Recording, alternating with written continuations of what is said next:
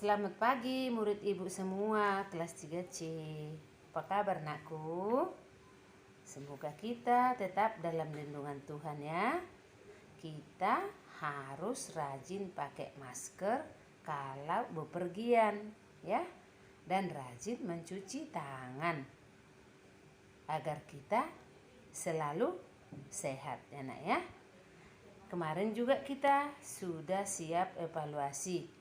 Hasilnya bagus ya. Tetap semangat ya anakku ya. Sekarang kita akan belajar kembali. Tetapi sebelumnya itu kita berdoa ya nak. Atas nama Bapa dan Putra dan Roh Kudus. Amin. Salam Maria penuh rahmat, Tuhan sertamu. Terpujilah engkau di antara wanita dan terpujilah buah tubuhmu Yesus. Santa Maria Bunda Allah, doakanlah kami yang berdosa ini sekarang dan waktu kami mati. Amin. Atas nama Bapa dan Putra dan Roh Kudus. Amin. Oke, kita akan belajar kembali anakku ya. Tema 2, menyayangi tumbuhan dan hewan. Subtema 2 ya. Sekarang kita udah subtema 2 anakku. Manfaat hewan bagi kehidupan manusia. Manfaat hewan bagi kehidupan manusia. Itu sub 2 ya. Yaitu pembelajaran 1. Oke nak? Kita semua sudah banyak belajar ya. Sudah banyak yang kita pelajari pada tema 2 sub 1. Ya kan? Yaitu manfaat tumbuhan bagi manusia dan yang lain. Dan perkalian juga dan penjumlahan sudah banyak kita pelajari anakku ya. Sekarang yang kita pelajari adalah manfaat hewan bagi manusia. Nah, hewan dan tumbuhan itu termasuk makhluk hidup ya. Termasuk makhluk hidup. Nah, sekarang manfaat hewan bagi kita. Banyak ya nak. Tuhan menciptakan hewan agar dapat dimanfaatkan oleh manusia. Agar dapat dimanfaatkan oleh kita. Ada hewan peliharaan yang digunakan tenaganya.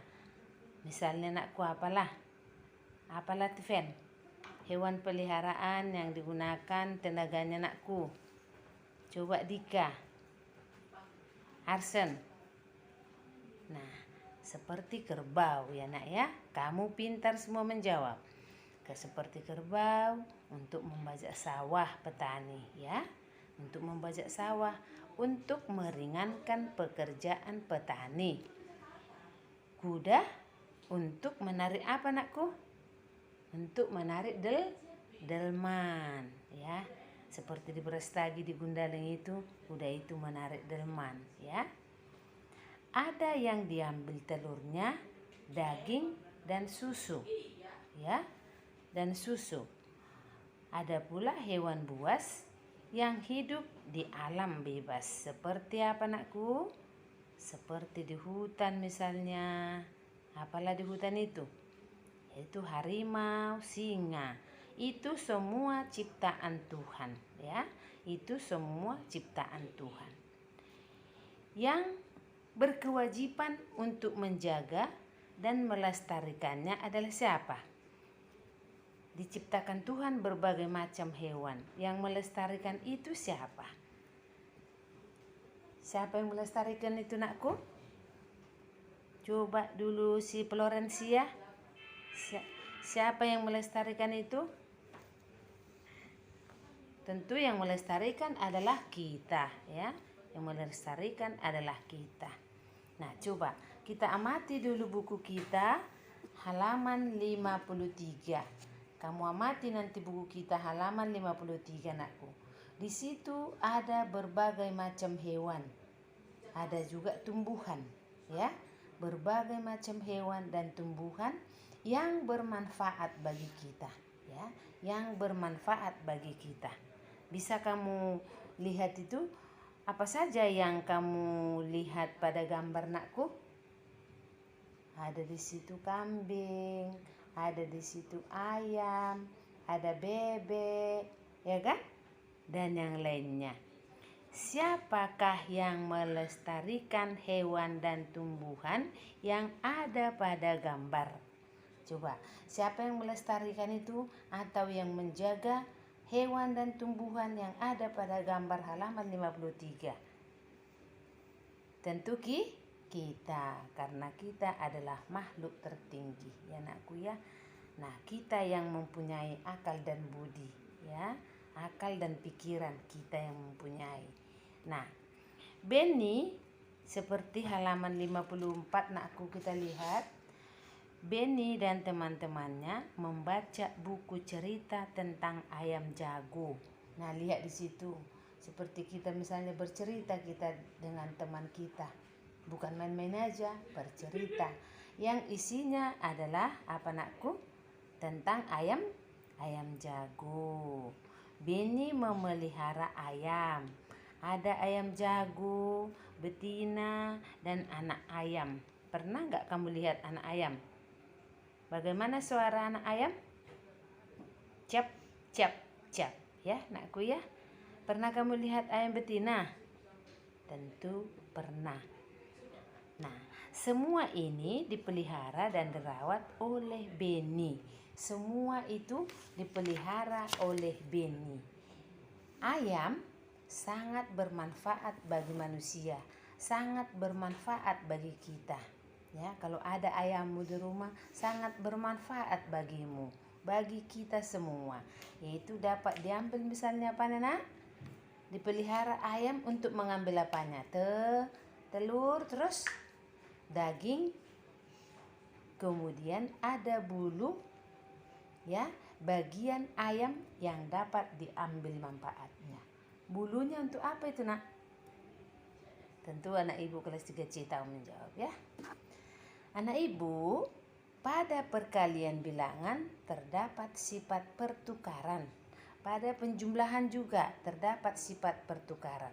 Sekarang kita ke perkalian ya. Pada perkalian bilangan terdapat sifat pertukaran. Sifat pertukaran tersebut disebutlah itu sifat komutatif ya. Sifat pertukaran tersebut disebutlah itu sifat komutatif. Contohnya anakku, 4 kali 3 sama dengan 3 kali 4. 4 kali 3 sama dengan 3 kali 4. Nah, 4 kali 3 sama dengan 3 kali 4 menunjukkan sifat pertukaran atau komutatif ya. Ingat ya anakku, pertukaran atau komutatif. Jadi, sifat pertukaran atau komutatif dalam perkalian dapatlah dituliskan misalnya A kali B sama dengan B kali C ya. Sama itu seperti yang tadi itu. Sama itu. A kali B sama dengan B kali C. Atau contoh yang lain. 3 kali 5 sama dengan 15. 5 kali 3 sama dengan 15. Jadi 3 kali 5 sama dengan 5 kali 3. Ya anakku ya. Sifat pertukarannya itu disebut tadi apa anakku? Komutatif. Oke, sampai di sini penjelasan ibu semua orang. Tugasmu, perhatikan nak. Tugasmu, buku tema 2 halaman 59 ABC. Ya. Halaman 60 ABC. Halaman 61 ABC juga. Halaman 61 juga ada di situ ABC ya. Nomor 2-nya itu. Kemudian halaman 62 ABC dan nomor 4-nya juga ABC ya. Itulah tugasmu. Jawabannya saja tulis di buku tulis anakku ya. Gak usah tulis soalnya capek ya. Kemudian halaman 36 LKS. Perhatikan halaman 36 LKS. Nomor 3 tandai anakku. Nomor 3, nomor 4, nomor 5 ya. Itu saja. Nomor 3, nomor 4, nomor 5. Oke nakku. Itulah tugasmu dulu nak ya. Sampai di sinilah dulu penjelasan Ibu semua orang. Tetap semangat belajar ya nak. Terima kasih.